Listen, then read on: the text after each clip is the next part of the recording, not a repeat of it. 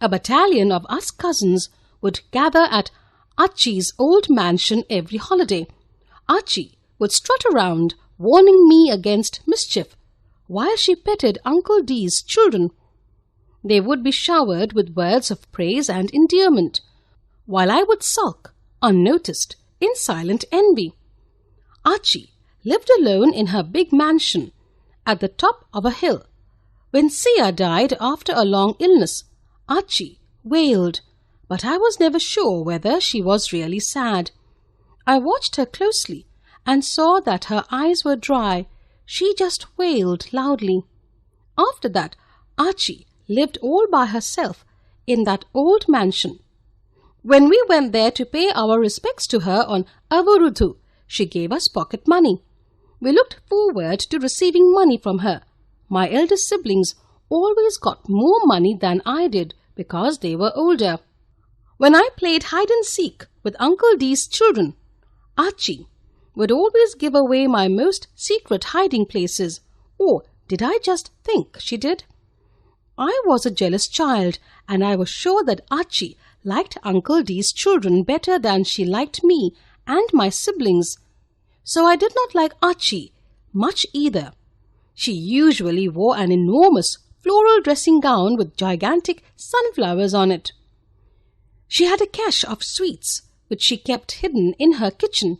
I would venture on a sweet hunt when her loud snores told me that she was well into her long afternoon nap. Finding the right containers was difficult, but I always tried. When we, my two sisters, my brother, Amma and I, would visit her, she usually asked how we were doing in school. We would fidget uncomfortably and mumble replies, only waiting for our sweets. In her floral dressing gown, Archie would sail away to the kitchen to bring us sweets, ginger biscuits, and hot ginger tea. The ginger biscuits were always rationed, and she only gave us 2 each at a time. On the days that she thought I had behaved really well, she gave me 3 biscuits and even ruffled my hair like Amma did. Sometimes, after one of Uncle G's rare visits from Australia, she would give us Australian chocolates. I thought Archie was always spying on me. I rarely did anything wrong, well, except the sweet hunt. But I think Archie was never happy with me.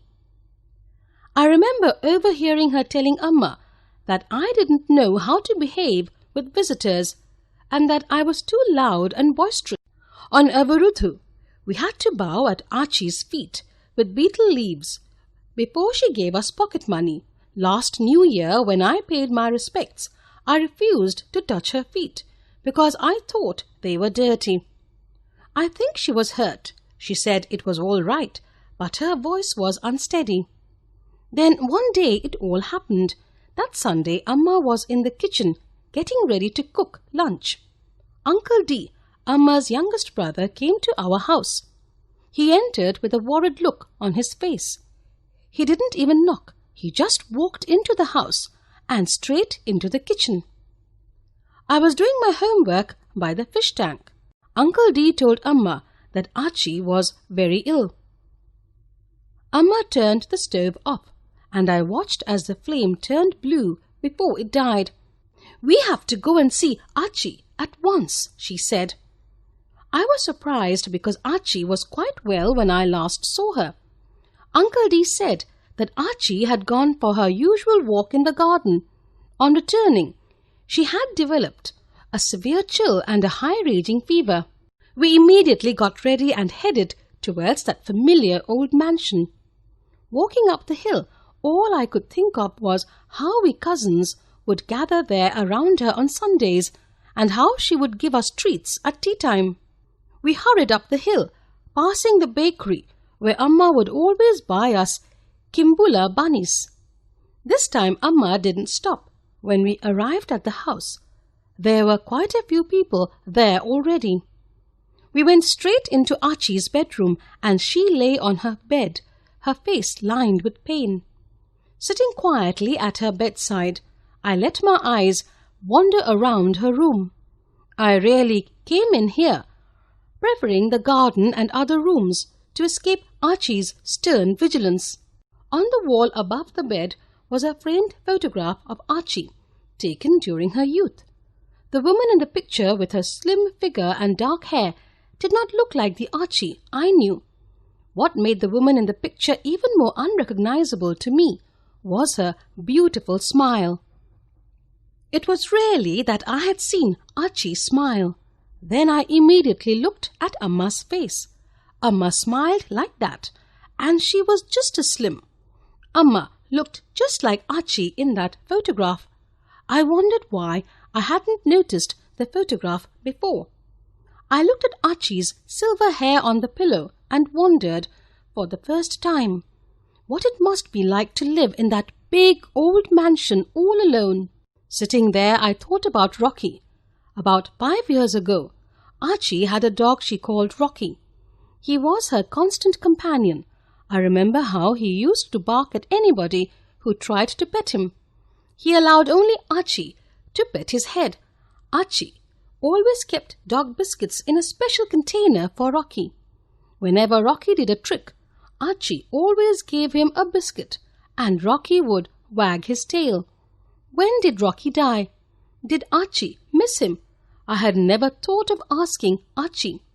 All my aunts, Amma's sisters, were around Archie's bed. Their faces bore the signs of deep grief and showed the fear of loss. I could see how much Archie meant to them. I knew then that there was something about Archie that I didn't know. I wasn't even born 10 years ago. Maybe Archie had been different then, kinder and more loving. For a moment I felt sorry for Archie, lying ill in that big old mansion all by herself. I wondered what she might have thought when she was finding it difficult to breathe. Uncle Dee had told us that.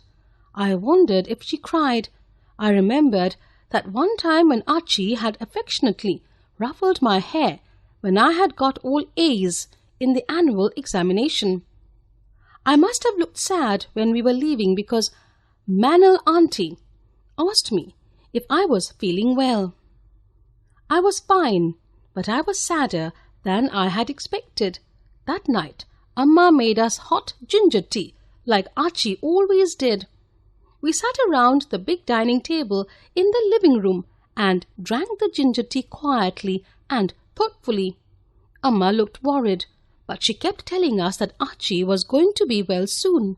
I really hoped she was, because the new year was just round the corner, and this time I was ready to touch her feet. Best buddies! Hello friends! Thanks for watching this video. अगर आपको ये video पसंद आया है तो please like, subscribe, comments करें इस video पर और हाँ, शेयर करना भी ना भूलें। और भी मजेदार वीडियो देखने के लिए नीचे दिए गए बेल आइकॉन को दबाएं। देखते रहिए बेस्ट बडीज।